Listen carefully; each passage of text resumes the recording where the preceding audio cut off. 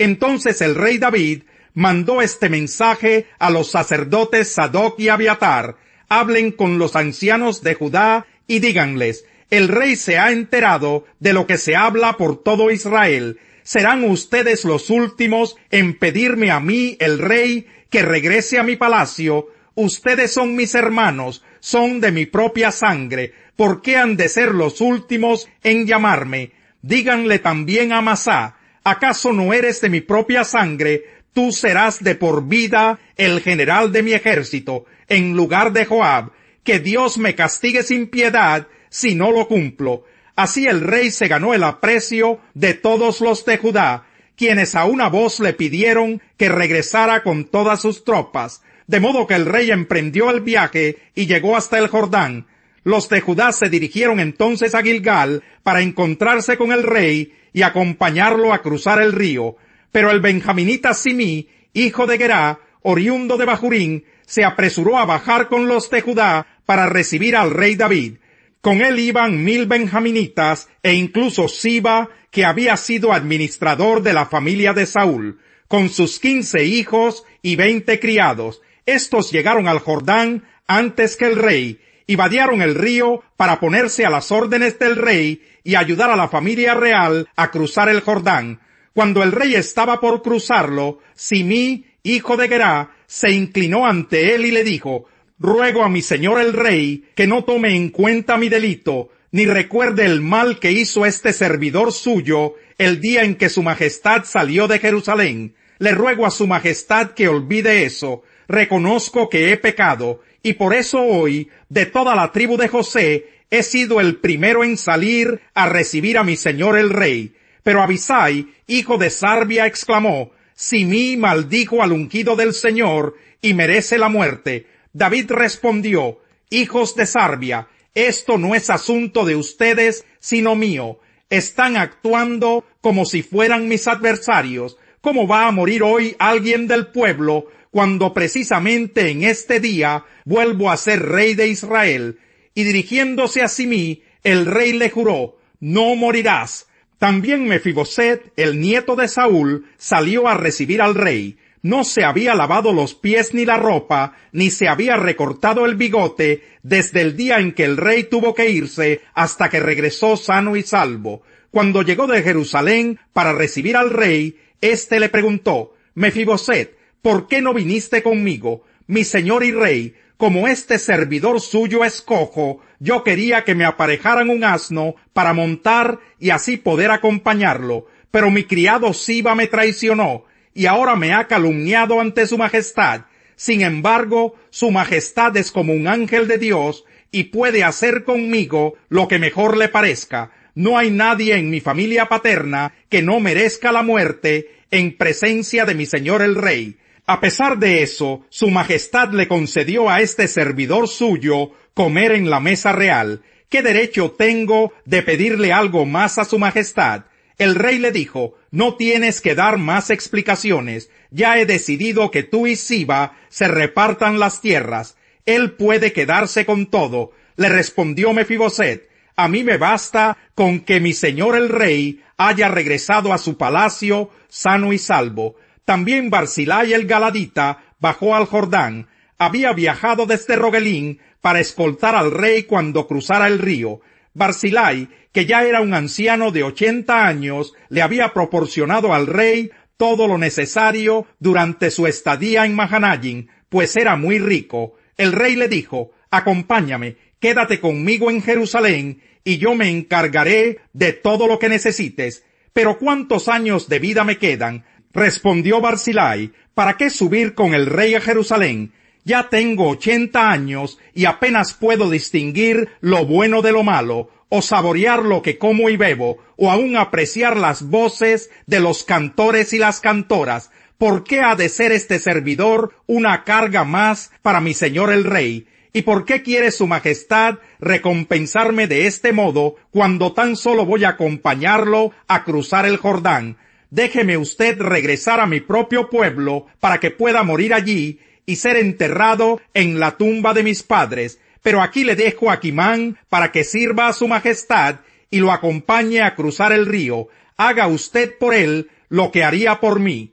Está bien, respondió el rey, Kimán irá conmigo, y haré por él lo que me pides, y a ti te daré todo lo que quieras. La gente y el rey cruzaron el Jordán. Luego el rey le dio un beso a Barzillai y lo bendijo, y Barzillai volvió a su pueblo. El rey, acompañado de Kimán y escoltado por las tropas de Judá y la mitad de las tropas de Israel, siguió hasta Gilgal. Por eso los israelitas fueron a ver al rey y le reclamaron: ¿cómo es que nuestros hermanos de Judá se han adueñado del rey al cruzar el Jordán, y lo han escoltado a él, a su familia y a todas sus tropas? Los de Judá respondieron: ¿y a qué viene ese enojo? El rey es nuestro pariente cercano. ¿Acaso hemos vivido a costillas del rey? ¿Acaso nos hemos aprovechado de algo? Pero los israelitas insistieron: ¿por qué nos tratan con tanto desprecio? Nosotros tenemos 10 veces más derecho que ustedes sobre el rey David. Además, ¿no fuimos nosotros los primeros en pedirle que volviera? Entonces los de Judá les contestaron aún con más severidad. Capítulo 20. Por allí se encontraba un malvado que se llamaba Sabá, hijo de Bicrí, que era benjaminita. Dando un toque de trompeta, se puso a gritar: «Pueblo de Israel, todos a sus casas, pues no tenemos parte con David, ni herencia con el hijo de Isaí».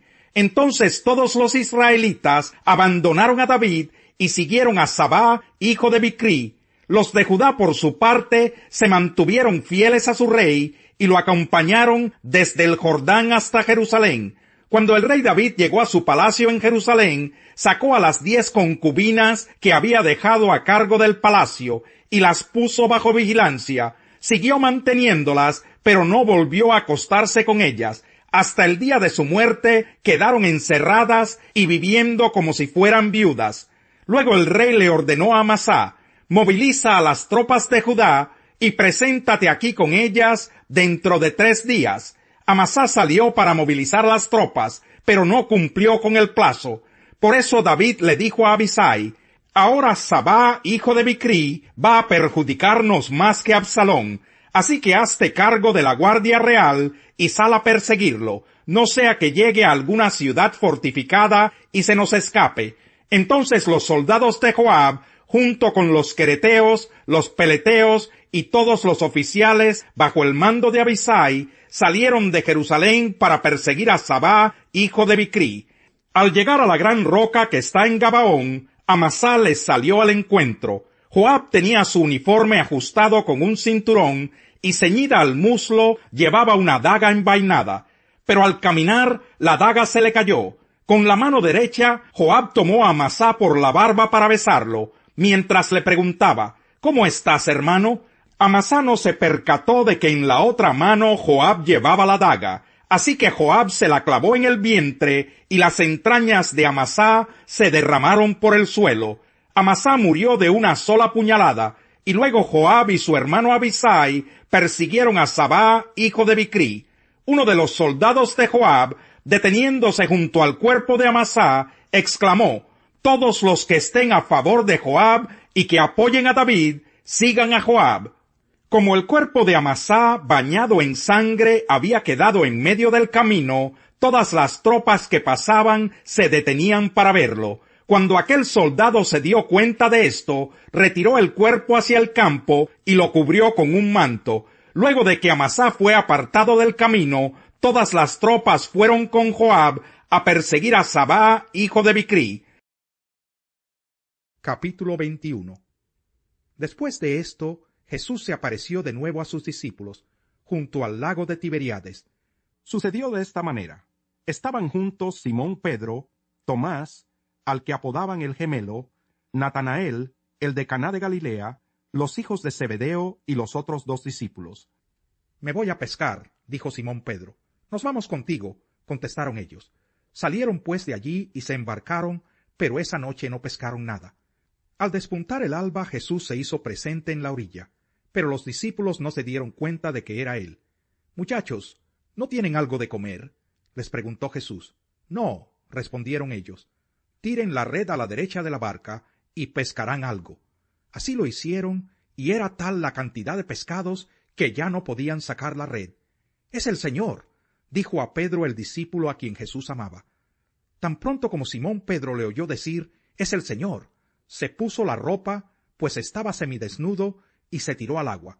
Los otros discípulos lo siguieron en la barca, arrastrando la red llena de pescados, pues estaban a escasos 100 metros de la orilla. Al desembarcar vieron unas brasas con un pescado encima y un pan. «Traigan algunos de los pescados que acaban de sacar», les dijo Jesús. Simón Pedro subió a bordo y arrastró hasta la orilla la red, la cual estaba llena de pescados de buen tamaño.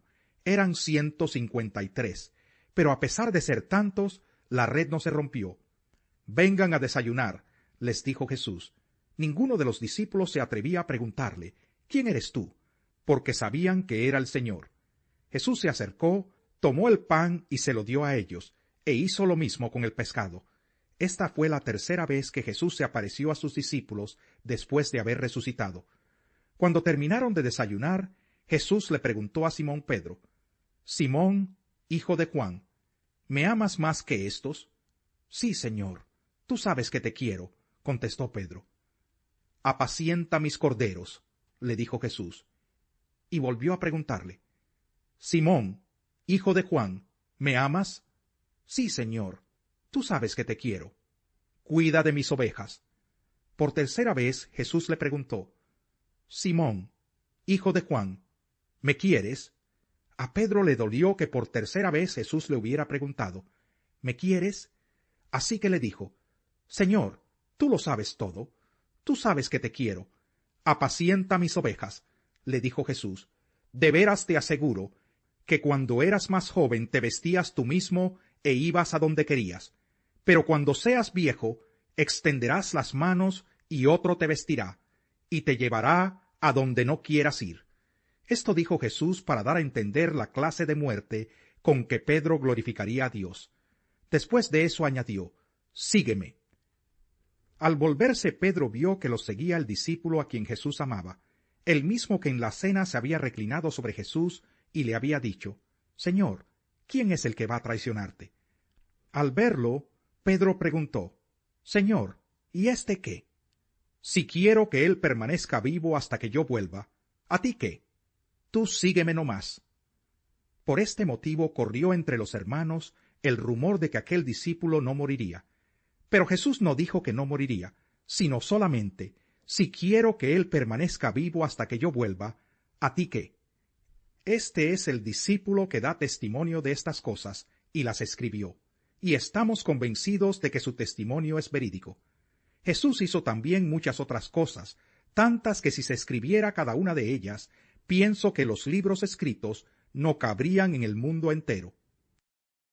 Salmo 120. En mi angustia invoqué al Señor, y Él me respondió. Señor, líbrame de los labios mentirosos y de las lenguas embusteras.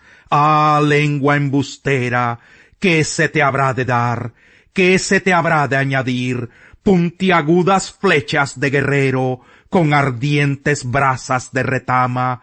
Ay de mí, que soy extranjero en Mesec, que he acampado entre las tiendas de Cedar. Ya es mucho el tiempo que he acampado entre los que aborrecen la paz. Yo amo la paz, pero si hablo de paz, ellos hablan de guerra. Más vale adquirir sabiduría que oro, más vale adquirir inteligencia que plata. El camino del hombre recto evita el mal. El que quiere salvar su vida se fija por dónde va,